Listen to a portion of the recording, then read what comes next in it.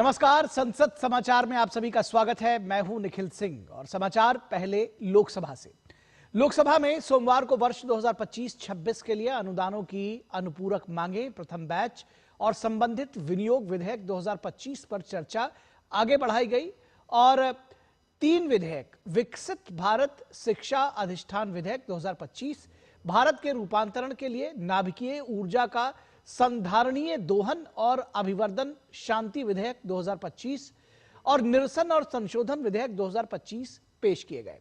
वर्ष 2025-26 के लिए अनुदान की अनुपूरक मांगे प्रथम बैच और संबंधित विनियोग संख्यांक 4 विधेयक 2025 पर चर्चा में भाग लेते हुए भाजपा सांसद शशांक मणि ने कहा कि भारतीय अर्थव्यवस्था सकल घरेलू उत्पाद में बढ़त, महंगाई पर नियंत्रण और राजकोषीय घाटे में कमी के मानकों पर संतुलित और अनुशासित दिखाई देती है।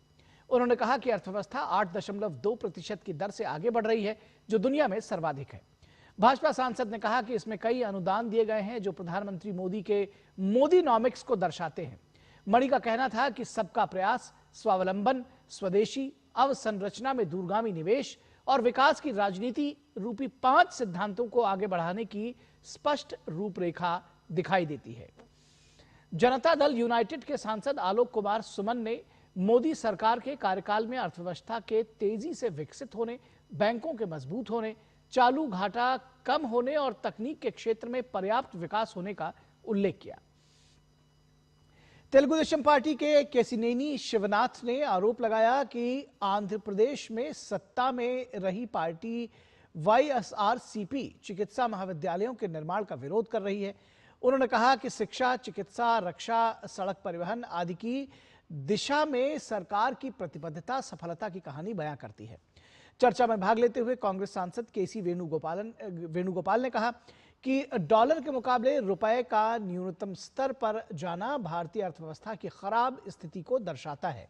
उन्होंने कहा कि सरकार अर्थव्यवस्था की स्थिति मजबूत होने का दावा करती है, लेकिन अंतर्राष्ट्रीय मुद्रा कोष ने विकास दर मापने की भारतीय पद्धति को सी श्रेणी का करार दिया है।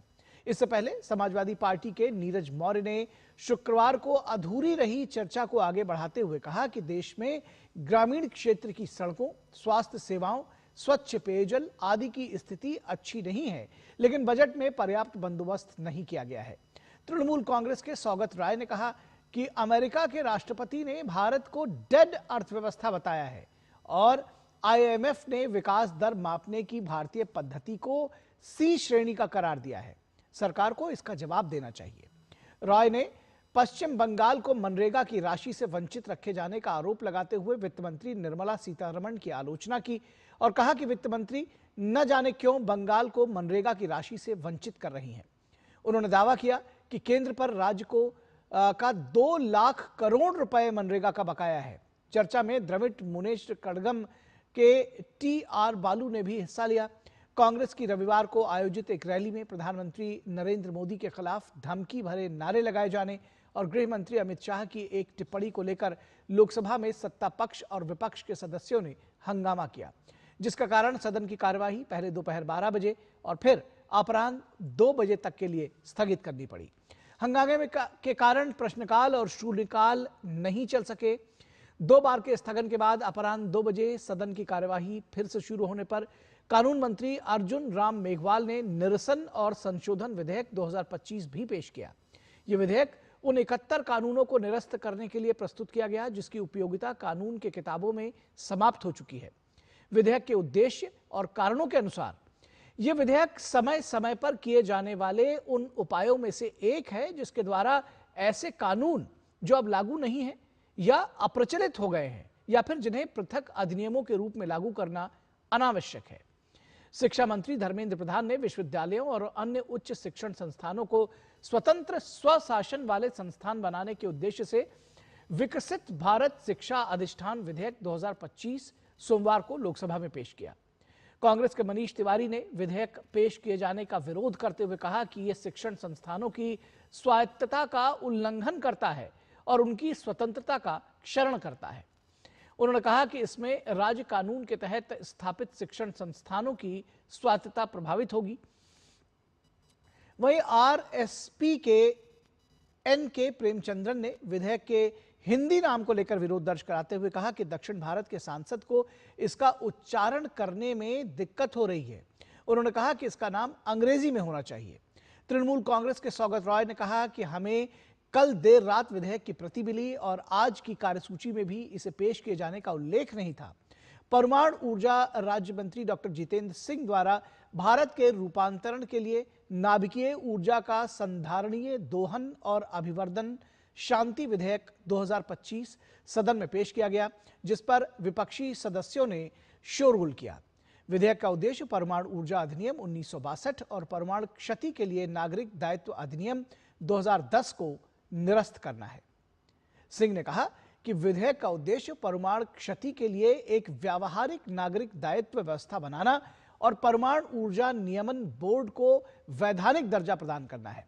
कांग्रेस के मनीष तिवारी ने विधेयक पेश किए जाने का विरोध करते हुए कहा कि ये केंद्र सरकार को निजी अनुबंधों में लाइसेंसिंग, नियमन, अधिग्रहण और टैरिफ निर्धारण की असीम शक्तियां देता है।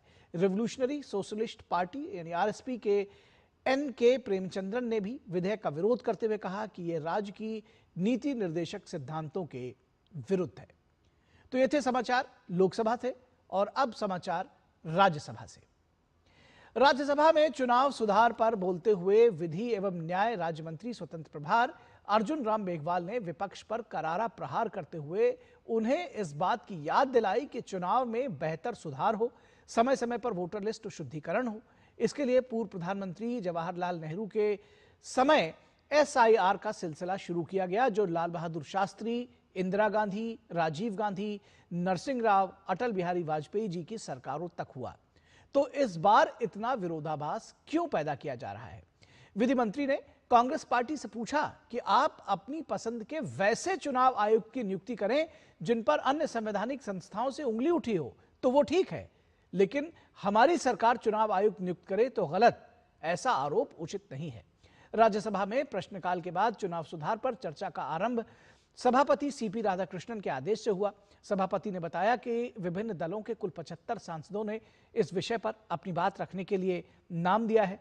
सोमवार को रात 7:30 बजे तक चर्चा चलेगी। मंगलवार को भी इस विषय पर चर्चा निर्धारित कर दी गई है। विधि एवं न्याय राज्य मंत्री अर्जुन राम मेघवाल ने विपक्षी दलों की ओर से सवाल उछालते हुए कहा कि जिस चुनाव सुधार के नियमों को बाबा साहब ने खुद कलमबद्ध किया, वैसे संवैधानिक प्रावधानों के खिलाफ खड़े होकर आखिर कांग्रेस के नेतृत्व वाला विपक्ष देश में कैसा संदेश देना चाहता है। अर्जुन राम मेघवाल ने कहा कि जिन बाबा साहब को कांग्रेस पार्टी ने चुनाव हरवाने में कोई कोर कसर नहीं छोड़ी, जिन बाबा साहब को कांग्रेस पार्टी ने भारत रत्न से नवाजने से परहेज किया, उन बाबा साहब को फिर ऐसा विमर्श पैदा कर अपमान करने की कोशिश की जा रही है। उन्होंने दावा किया कि कांग्रेस के इस कदम से देश के दलित बेहद नाराज हैं। केंद्रीय मंत्री ने सदन को बताया कि संसद में वरिष्ठ कांग्रेसी नेता और तत्कालीन लोकसभा अध्यक्ष बलराम जाखड़ ने स्वयं ये रूलिंग दी है कि चुनाव आयोग जैसी संवैधानिक संस्था को लेकर सदन में बहस नहीं की जा सकती। फिर भी कांग्रेस पार्टी एसआईआर पर चर्चा के बहाने चुनाव आयोग पर आरोप लगा रही है। ये ठीक नहीं है। चुनाव सुधार पर राज्यसभा में बहस की शुरुआत एआईएडीएमके के थंबी दुरई ने की। उन्होंने चुनाव सुधार को एक सतत प्रक्रिया बताते हुए कहा कि सदन में किसी भी संवैधानिक संस्था के खिलाफ कोई मैसेज नहीं जाना चाहिए। राजद के संजय यादव, सीपीआईएम के doctor John Brittas, Samajwadi party के रामगोपाल यादव, तृणमूल के साकेत गोखले, रीता ब्रता बनर्जी, कांग्रेस पार्टी के दिग्विजय सिंह, अखिलेश सिंह और रणदीप सुरजेवाला, बीजेपी के निरंजन बिशी, सुलता देवी और देव और सहित अन्य विपक्षी दलों के सांसदों ने चुनाव सुधार के नाम पर बैलेट पेपर से चुनाव की वकालत की। सदन में कई बार आपसी बहस में गर्मी पैदा हुई। खासकर भाजपा के समीक भट्टाचार्य और तृणमूल कांग्रेस के सांसदों के बीच बहस की स्थिति यहां तक पहुंच गई कि तृणमूल कांग्रेस के सांसद वेल में आ गए थे। उपसभापति सस्मित पात्रा ने मामला संभालते हुए दोनों पक्षों को शांत कराया। इस विषय पर पहली बार उच्च सदन में बोलने का अवसर नेशनल कॉन्फ्रेंस के नवनिर्वाचित सांसद सज्जाद अहमद किचलू को भी मिला। उन्होंने भारतीय लोकतांत्रिक व्यवस्था को बेहतर बनाने वाली संस्था चुनाव आयोग का जिक्र करते हुए कहा कि समूचे विश्व में हमारी चुनाव प्रणाली की मेजबानी की मजबूती की चर्चा होती है। पूर्व प्रधानमंत्री एचडी देवेगौड़ा ने कहा कि कांग्रेस पार्टी चुनाव सुधार पर बहस कराकर जिस तरह चुनाव आयोग पर तोहमत मढ़ने का काम कर रही है, उसे बिल्कुल सही नहीं ठहराया जा सकता। उन्होंने कहा कि मुझे 3 बार कांग्रेस पार्टी ने हरवाने का काम किया, लेकिन मैंने कभी कोई आरोप लगाने का काम नहीं किया। भाजपा से डॉक्टर कविता पाटीदार ने भी धारदार भाषण के माध्यम से विपक्षी दलों को घेरने का काम किया।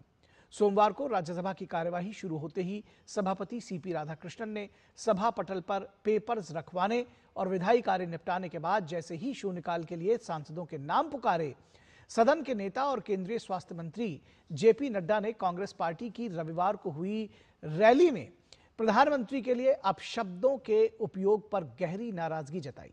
उन्होंने कहा कि कांग्रेस पार्टी ने देश में राजनीति का स्तर इतना नीचे गिरा दिया है कि राजनीतिक कार्यक्रमों में प्रधानमंत्री के लिए खुलेआम अपशब्दों का इस्तेमाल किया जा रहा है।